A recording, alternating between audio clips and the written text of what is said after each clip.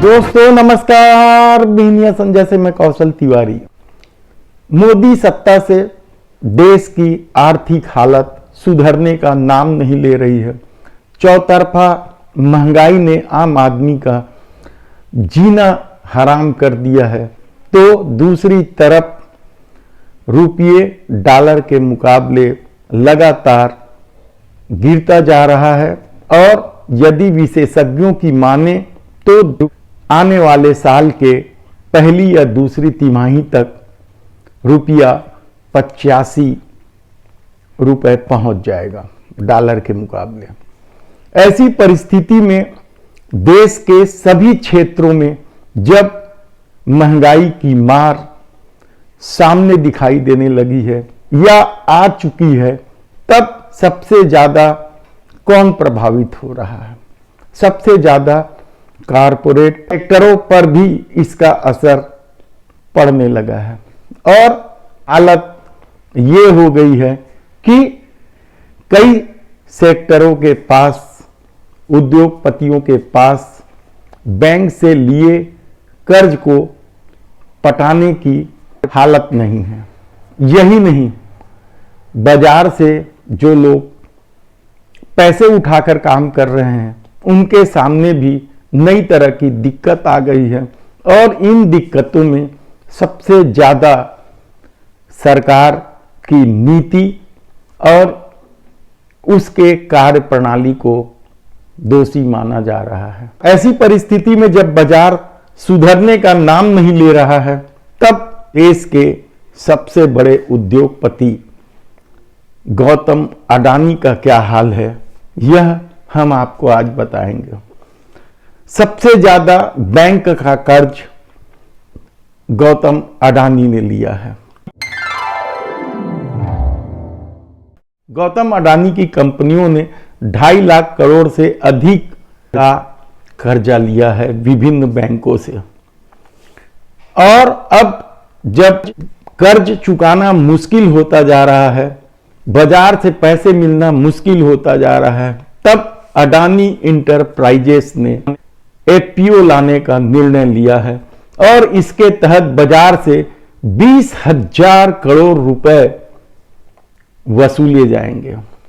Public का पैसा होगा ये, जिससे वे अपने योजनाओं का विस्तार भी करेंगे और दूसरी तरफ बैंकों का कर्जा भी पटाएंगे। कहा जाए तो गलत नहीं होगा। अडानी इंटरप्राइजेस का 72% प्रोप्राइटरों के पास है, 28% बीमा कंपनियों और दूसरे लोगों के पास है। ऐसी परिस्थिति में जब अडानी ग्रुप पहुंच चुका है, पैसे की दरकार है, तो क्या बाजार से उन्हें 20,000 करोड़ रुपए मिल जाएंगे? यह सबसे बड़ा सवाल इसलिए उठ रहा है कि आज तक के भारतीय इतिहास का यह सबसे बड़ा एफपीओ होगा। इससे पहले यस बैंक ने 15,000 करोड़ रुपए का एफपीओ लाया था। यस बैंक की स्थिति किसी से छिपी नहीं है। ऐसे में अडानी इंटरप्राइजेस जब 20,000 करोड़ रुपए बाजार से वसूलने के लिए शीघ्र ही एफपीओ लाने वाला है, तो क्या कुछ होगा? देश की आर्थिक स्थिति बेहद ही खराब है। सावधान रहिए आप। आने वाले दिनों में महंगाई 2 जिसे कहा जा रहा है, उसका असर भयावह होने वाला है और सरकार की नीति, रिजर्व बैंक का खेल या रिजर्व बैंक की कार्य पद्धति किसी के समझ में नहीं आ रहा है और आने वाले दिनों में जब डॉलर के मुकाबले रुपया का गिरना जारी रहने वाला है, तब क्या होगा? आम आदमी के सामने किस तरीके से जीवन जीने का संकट खड़ा होगा, यह तो बाद में ही पता चलेगा। लेकिन सरकार की रीति नीति का कहीं अता पता नहीं है। उसके नियंत्रण से सब कुछ बाहर होता जा रहा है, कहा जाए तो गलत नहीं होगा।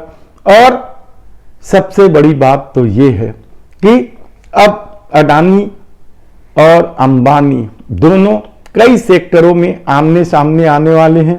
हमने बताया कि किस तरीके से स्पेक्ट्रम की नीलामी में दोनों सामने आए थे।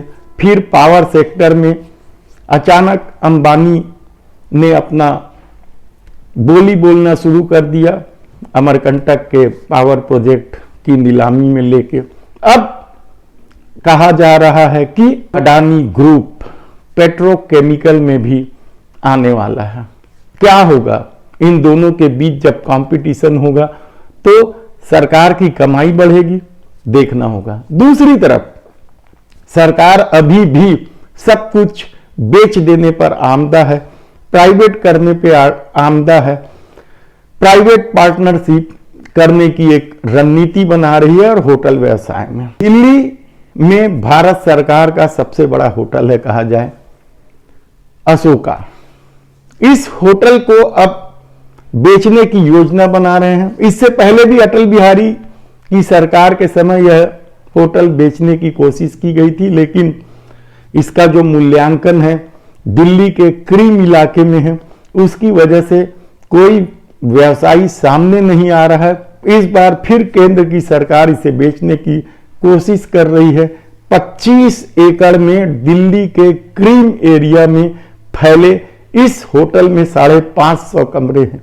इसकी जमीन की कीमत बेशकीमती है कहा जाए तो गलत नहीं होगा, और इसी वजह से इसके मूल्यांकन की कीमत बहुत ज्यादा है। ऐसी परिस्थिति में अब प्राइवेट पार्टनरशिप के तहत इसे बेचने की कोशिश हो रही है या निजी क्षेत्रों के हवाले करने की कोशिश हो रही है। सरकार इसमें कितनी कामयाब होती है यह आने वाले दिनों में पता चलेगा। लेकिन एक बात तो तय है कि महंगाई का प्रभाव अब हर सेक्टर पे होने लगा है।